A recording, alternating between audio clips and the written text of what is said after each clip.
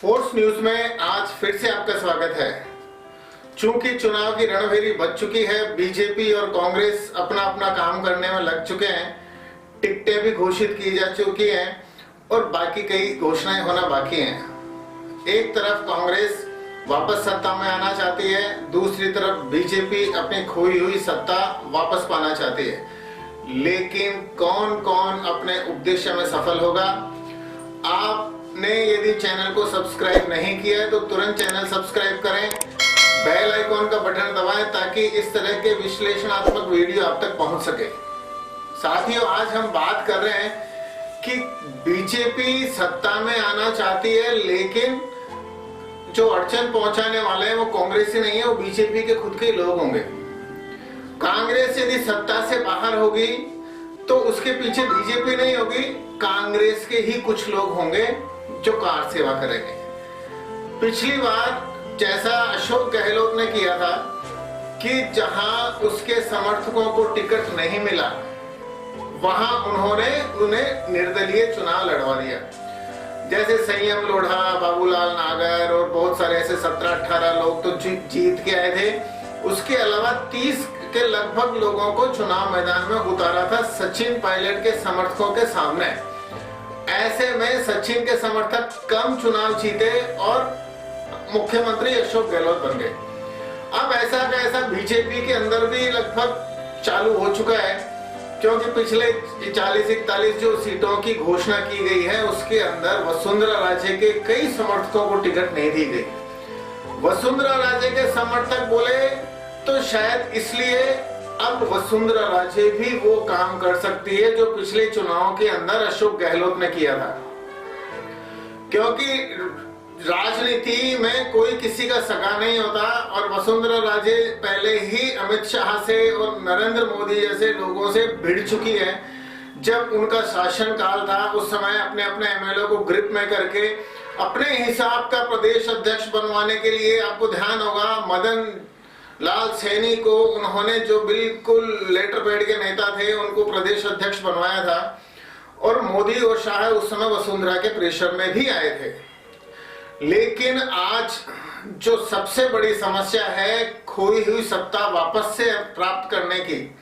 अब खोई हुई सत्ता तो तभी वापस मिल सकती है जब सब लोग एकजुट होकर चुनाव लड़ेंगे। वसुंधरा एक ऐसी चीज है कि जिसको राजस्थान की राजनीति में इग्नोर भी नहीं कर सकते। भीड़ जुटाने की भी थोड़ी क्षमता है और पूर्व मुख्यमंत्री भी वे रह चुकी हैं। ऐसे में हर जगह उनका बोलबाला रहता है, अधिकारी भी उनके प्रेशर में रहते हैं, उन्हें अधिकारियों को हैंडल करना भी आता है। तो पूरी तरह से वसुंधरा को जब इग्नोर नहीं कर सकते और उनके समर्थकों की टिकट काटेंगे तो ये तय समझ लीजिए कि वसुंधरा वो ही काम करेगी जो पिछली बार अशोक गहलोत ने किया था। वहां कांग्रेस सत्ता में नहीं थी, लेकिन अशोक गहलोत अपनी सारी चुनावी रणनीति जानते थे कि यदि मेरे समर्थक चुनाव जीत गए तो मैं अपने समर्थकों एमएलए को लेके बैठ जाऊंगा तो कांग्रेस आलाकमान मुझे मुख्यमंत्री बना देंगे। सचिन के हाथ से सारी की सारी सत्ता इसीलिए छीनी गई थी। ऐसे में वसुंधरा राजे अपने वो तमाम काम कर सकती है जैसा आप सामने देखने। राजपाल सिंह शेखावत जो वसुंधरा समर्थक माने जाते हैं, जयपुर की झोटवाड़ा सीट से चुनाव हार चुके हैं।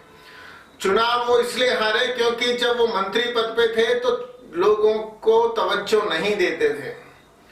यहां तक कि बीजेपी के कार्यकर्ता, आरएसएस के लोग, वो कभी भी राजपाल सिंह शेखावत से सीधे नहीं मिल पाते थे, उन्हें किसी न किसी मध्यस्थ की आवश्यकता होती थी। और वो राजपाल सिंह शेखावत आज ये कह के चूंकि टिकट कट के और राज्यवर्धन सिंह राठौड़ के पास चली गई, अपने समर्थकों के साथ टायर चलवा रहे हैं, अपने समर्थकों से बवाल मचवा रहे हैं। अगर उन्हें टिकट चाहिए थी तो जब सत्ता में थे तो बीजेपी कार्यकर्ताओं का सम्मान ही कर लेते। सम्मान करना कार्यकर्ताओं को आता नहीं है, केवल सीट लेनी चाहिए, केवल एमएलए बनने चाहिए। और अगर एमएलए भी बन गए, बीजेपी की सत्ता में आ गई, तो मिनिस्ट्री भी चाहिए। और मिनिस्ट्री आने के बाद हम किसी को पूछेंगे नहीं, ये राजपाल सिंह शेखावत। ऐसे में वसुंधरा राजे अपने पूरी की पूरी जब टिकटों का वितरण हो जाएगा उस समय अपने बिल्कुल राजनीति का खेल खेलने के लिए तैयार होगी कि मैं कहां से निर्दलीय लोगों को जिता दूं। मोटा मोटी जैसा मुझे ध्यान है वो किशनगढ़ भी की जो सीटें अभी घोषित हुई है उनमें किशनगढ़ से भी चुनाव लड़वा सकती है, सहाड़ा से भी चुनाव लड़वा सकती है, और ऐसे कुछ और सीटें हैं जिनका मैं भी नाम नहीं लूंगा, लेकिन वहां से बीजेपी के कार्यकर्ता बागी खड़े होंगे और उनको वरदस्त होगा वसुंधरा राजे सिंधिया का। केवल वरदस्त नहीं होगा, जैसे पूरी तरह से कांग्रेस के चुनाव के अंदर पिछली बार अशोक गहलोत ने न केवल अपने समर्थकों को चुनाव लड़ने के लिए हरी झंडी दी थी, बल्कि कहीं ना कहीं मदद भी की थी। वो का वो काम राजस्थान में होने को है। आज बीजेपी और बीजेपी के कार्यकर्ताओं और संघ परिवार को एक नेक सलाह है कि यदि आप चुनाव जीतना चाहते हैं, सत्ता में वापस आना चाहते हैं, तो वसुंधरा राजे अपने समर्थकों को खड़ा नहीं कर पाए, कार सेवा नहीं करवा पाए, बीजेपी के टिकटधारी कैंडिडेटों को नहीं हरवा पाए, ऐसी रणनीति बनानी पड़ेगी और ऐसी रणनीति लंदन से भी चालू हो सकती है।